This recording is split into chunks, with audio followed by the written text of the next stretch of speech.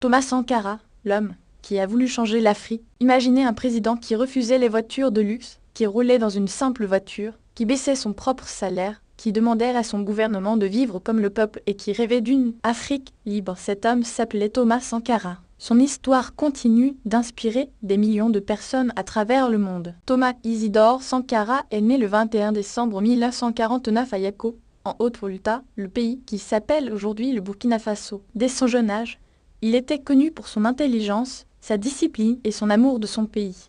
Après ses études, il choisit une carrière militaire et devient officier. Pendant sa formation, il découvre les idées de justice sociale, d'égalité et d'indépendance. Il pense que l'Afrique doit compter sur ses propres forces et ne pas dépendre des puissances étrangères. Au début des années 1980, la Haute-Volta traverse une période de crise politique. Plusieurs gouvernements se succèdent après différents coups d'État. Thomas Sankara devient rapidement populaire auprès des jeunes et des soldats grâce à ses discours et à son désir de changement. Le 4 août 1983, un coup d'État porte Thomas Sankara au pouvoir. Il devient président de la Haute-Volta à seulement 33 ans. Dès son arrivée, il annonce que son objectif est de transformer complètement le pays. En 1984, il change le nom de la Haute-Volta pour Burkina Faso, qui signifie approximativement le pays des hommes intègres.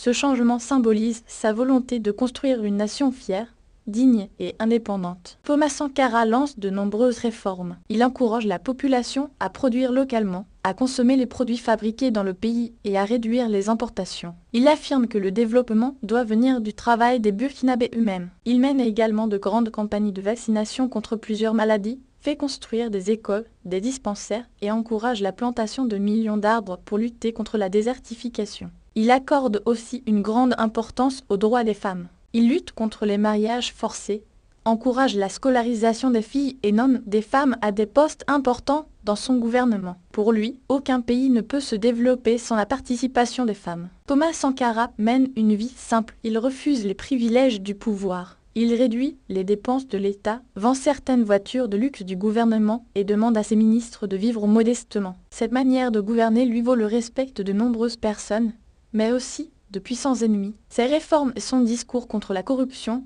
ainsi que ses critiques envers certaines puissances étrangères, créent des tensions à l'intérieur du pays et avec certains dirigeants. Le 15 octobre 1987, un nouveau coup d'État est organisé. Thomas Sankara est tué à Ouagadougou avec plusieurs de ses proches.